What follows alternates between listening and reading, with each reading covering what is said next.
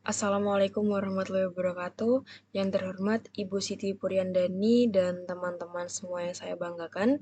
Di sini izin memperkenalkan diri, saya Latifah Nur Aisyah, NIM 1222753, jurusan Manajemen Sekolah Tinggi Ilmu Ekonomi Bank BPD di Jateng. Di sini saya akan mempresentasikan mengenai proposal penelitian yang berjudul Pengaruh Green Innovation, Keberlangsungan Usaha, Likuiditas, dan Efisiensi Penggunaan Aset terhadap Kinerja Keuangan, studi kasus pada pelaku UMKM subsektor kuliner di Kabupaten Grobogan. Selanjutnya ada bab 1 yaitu latar belakang. Pertumbuhan bisnis di Indonesia meningkat sangat pesat, diiringi dengan peningkatan limbah produksi yang dapat mencemari lingkungan jika tidak didaur ulang. Green innovation diterapkan untuk menghemat energi dalam proses produksi. Bisnis menghadapi tantangan dalam menjaga kinerja keuangan yang penting untuk keberlangsungan usahanya.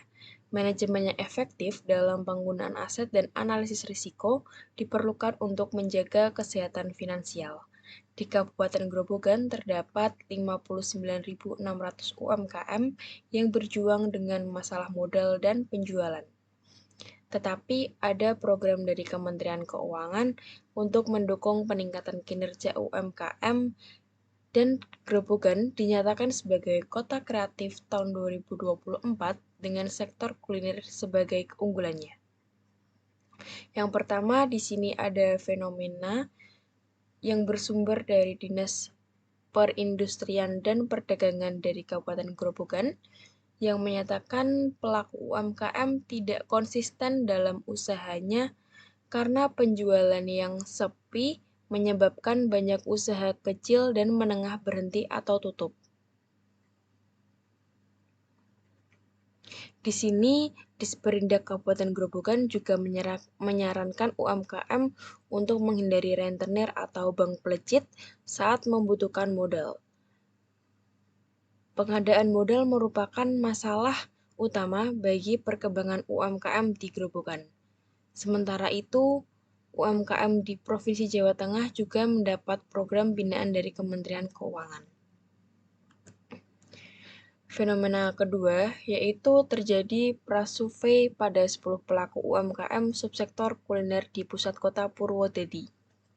Di sini saya pada penelitian ini melakukan prasurvei kepada pelaku UMKM sehingga mendapatkan informasi mengenai fenomena apa yang terjadi dalam subsektor kuliner di Kabupaten Grobogan. Dan dapat ditarik kesimpulan yaitu pada pelaku UMKM subsektor kuliner di pusat kota Purwodadi belum sepenuhnya memahami pentingnya penerapan Green Innovation. Mereka juga kurang pengelolaan aset yang masih harus diperhatikan. Di sini, para pelaku UMKM masih banyak ketergantungan terkait hutang untuk modal, kurang memperhatikan strategi bisnis yang sangat berkelanjutan, dan juga pertumbuhan pendapatan yang cenderung belum stabil dari waktu ke waktu sehingga sangat berpengaruh terhadap kinerja keuangan UMKM. Dari fenomena dan latar belakang yang sudah dijelaskan dalam penelitian ini, terjadi rumusan masalah yang pertama yaitu apakah Green Innovation berpengaruh positif terhadap kinerja keuangan pada pelaku UMKM subsektor kuliner di Kabupaten Grobogan. Yang kedua, apakah keberlangsungan usaha berpengaruh positif terhadap kinerja keuangan pada pelaku UMKM subsektor kuliner di Kabupaten Grobogan? Dan yang ketiga, apakah likuiditas berpengaruh positif terhadap kinerja keuangan pada pelaku UMKM subsektor kuliner di Kabupaten Grobogan? Dan yang terakhir atau yang keempat, yaitu apakah efisiensi penggunaan aset berpengaruh positif terhadap kinerja keuangan pada pelaku UMKM subsektor kuliner di Kabupaten Grobogan. Selanjutnya, di bab 2 ada telaah pustaka, yaitu mencakup subbab Grand Theory dan Operasional Teori. Di sini saya menggunakan Grand Theory menurut judul dari penelitian saya, yaitu Research Based View Theory atau RBV. Yang dikutip dari Barney tahun 1991, meneliti sumber daya dan kemampuan perusahaan yang memungkinkan perusahaan untuk mendapatkan keunggulan kompetitif dan tingkat pengembalian di atas rata-rata. Di sini untuk teori RBV, pencetus teori RBV pertama kali dipelopori oleh Birger Wernerfeld tahun 1984 dan dikembangkan oleh J. Barney 1991. Pada teori RBV ini, kenapa saya memilih teori ini? Karena berkaitan dengan sumber daya internal dan kemampuan organisasi. Sumber daya seperti pengetahuan teknologi, kemampuan SDM, dan hubungan pelanggan sangat penting untuk menciptakan layanan yang sangat inovatif, sehingga sama dengan judul penelitian pada jurnal ini. Untuk kedua yaitu ada Green Innovation. Di sini ada inovasi untuk meningkatkan nilai suatu produk dengan memperhatikan dampak yang akan timbul pada lingkungan seperti upaya mengurangi sampah dan limbah. Sumber dari Nur Rahma dan Sirajuddin tahun 2022. Dan yang ketiga yaitu keberlangsungan usaha. Pebisnis membuat rencana bisnis dan berdampak pada kinerja keuangan untuk mengelola dan memantau bisnis yang tepat, efektif, dan efisien. Bersumber dari Mariawati tahun 2024. Yang keempat yaitu ada variabel likuiditas, memastikan ketersediaan dana yang memadai, sekaligus menjaga keseimbangan antara aset likuid dan kewajiban jangka pendek. Bersumber dari Safkat tahun 2021. Selanjutnya ada variabel efisiensi penggunaan aset, pengelolaan sumber daya secara langsung yang mencakup aspek operasional sehingga mencapai tingkat efisiensi aset yang paling tinggi. Bersumber dari Suwono dan Hasibuan tahun 2023. Yang terakhir yaitu ada variabel kinerja keuangan, penilaian kondisi keuangan perusahaan untuk menentukan keadaan baik atau buruknya keuangan perusahaan dalam jangka waktu tertentu. Bersumber dari Gani tahun 2020. Selanjutnya di sini ada penelitian terdahulu yaitu diambil dari jurnal referensi atau jurnal pendukung. Salah satunya ada Mariawati tahun 2024 dengan judul Pengaruh Green Innovation dan Keberlangsungan Usaha terhadap Kinerja Keuangan UMKM Pabrik Tahu dan Tempe di Kabupaten Karawang. Yang kedua ada Irma dan Lestari tahun 2021 berjudul Pengaruh Sustainability Report terhadap Kinerja Keuangan Perusahaan. Dan yang ketiga ada Sumber Nuryanto tahun 2022 yang berjudul Analisis Rasio Likuiditas dan Rentabilitas pada Kinerja Keuangan UMKM Angkringan Gopel di Desa Cangkring Malang. Dan yang terakhir yaitu diambil sumber dari Suwono dan Hasibuan tahun 2023 yang berjudul Pengaruh Efisiensi Pengaruh Aset, Penggunaan Aset dan Manajemen Likuiditas terhadap Kinerja Keuangan UMKM Batik di Banyumas. Selanjutnya ada pengembangan hipotesis di H1 atau hipotesis 1 yaitu menyatakan Green Innovation berpengaruh positif dan signifikan terhadap kinerja keuangan. Dan di hipotesis kedua, keberlangsungan usaha berpengaruh positif dan signifikan terhadap kinerja keuangan. Dan yang ketiga atau hipotesis 3 yaitu likuiditas berpengaruh positif dan signifikan terhadap kinerja keuangan. Di hipotesis 4 yaitu efisiensi penggunaan aset berpengaruh positif dan signifikan terhadap kinerja keuangan. Di sini juga ada kerangka berpikir yang menghubungkan dari variabel X1, X2, X3, X4 dan berpengaruh kepada kinerja keuangan sebagai variabel Y. Di sini juga menyatakan dari H1 hal ini membuktikan dengan penerapan Green Innovation di dalam bisnis dapat berpengaruh terhadap kinerja keuangan.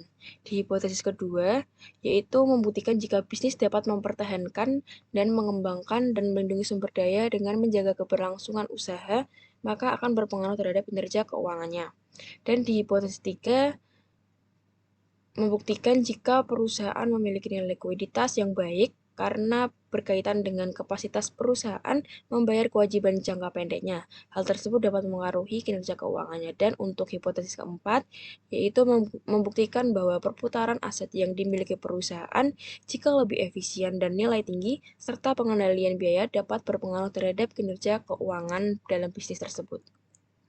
Di sini ada bab 3 yaitu metode penelitian. Terdapat desain penelitian. Penelitian ini dilakukan dengan menggunakan metode kuantitatif yang terfokus pada variabel independen dan dependen, karena hubungan variabel terhadap objek yang diteliti lebih bersifat sebab dan akibat atau kausal. Sumber dikutip dari Sugiono tahun 2020. Untuk populasi pada penelitian ini, yaitu seluruh pelaku UMKM subsektor kuliner di Kabupaten Grobogan yang berjumlah 12.234. Penentuan sampel sendiri di sini, penelitian ini menggunakan rumus Solovin, yaitu N kecil sama dengan N besar per 1 plus N besar E kuadrat. N besar memiliki keterangan ukuran populasi dan N kecil memiliki keterangan ukuran sampel. E memiliki keterangan batas toleransi kesalahan atau error toleran. Di sini populasi UMKM subsektor kuliner di Kabupaten Grobogan dengan asumsi tingkat kesalahan yaitu 10% dan tingkat kepercayaan 90%. Sehingga dapat disimpulkan sampel dari populasi dengan batas toleransi kesalahan 10% dalam penelitian ini adalah 100 responden. Untuk teknik penentuan sampel, di sini penelitian ini menggunakan teknik penentuan sampel pure positive sampling dengan kriteria bisnis UMKM yang masih beroperasi, bisnis UMKM di wilayah pusat kota, bisnis UMKM yang sudah menerapkan pembayaran non-tunai. Selanjutnya ada definisi konsep operasional variabel, yaitu berisi tentang variabel, definisi, dan indikator. Di sini saya ringkas menjadi variabel dan indikator di Green Innovation atau di variabel X1, memiliki indikator mengurangi limbah berbahaya, produk ramah lingkungan, pemilihan bahan ramah lingkungan, daur ulang limbah, dan penghematan sumber daya. Di variabel X kedua, keberlangsungan usaha memiliki indikator penerapan digital marketing, pengambilan keputusan bisnis, permodalan proses produksi, dan melakukan inovasi. Di variabel ketiga, yaitu likuiditas, memiliki indikator ketersediaan modal kerja untuk operasional, pengelolaan dana pada bisnis, kemampuan pembayaran kewajiban atau hutang jangka pendek, dan juga pemantauan arus kas. Yang keempat, yaitu ada variabel efisiensi penggunaan aset atau X4, memiliki indikator kemampuan mengalokasikan aset, pengelolaan sumber daya secara langsung, keputusan pendanaan pengadaan aset, pertumbuhan aset pada bisnis, dan investasi aset. Dan untuk yang terakhir, yaitu variabel Y, kinerja keuangan, memiliki indikator yaitu dampak terhadap keuntungan bisnis, penghematan biaya operasional, efisiensi pengelolaan sumber daya, pertumbuhan pendapatan, dan perolehan laba. Untuk teknik pengumpulan data, di sini penelitian ini menggunakan prasurvei dan kuesioner. Di awal tadi menggunakan prasurvei, dan untuk penelitian selanjutnya akan menggunakan kuesioner. Metode pengukuran skala Likert yaitu dengan sangat setuju kode SS skor 5, keterangan setuju kode S skor 4, keterangan netral kode N skor 3, keterangan tidak setuju kode TS skor 2, dan keterangan sangat tidak setuju kode STS skor 1. Untuk alat bantu pada penelitian ini, saya menggunakan SPSS software dan didukung oleh jurnal penelitian sebelumnya. Untuk analisis data, di sini ada uji kelayakan instrumen, yaitu mencakup uji validitas dan uji reliabilitas. Uji asumsi klasik mencakup uji normalitas, uji multikolinearitas, dan uji heteroskedastisitas. Dan uji kelayakan model di sini mencakup uji F, uji koefisien determinasi atau R2. Uji hipotesis mencakup uji parsial atau T, dan yang terakhir ada uji regresi linear berganda. Cukup sekian pemaparan materi dari proposal penelitian Kologium Keuangan.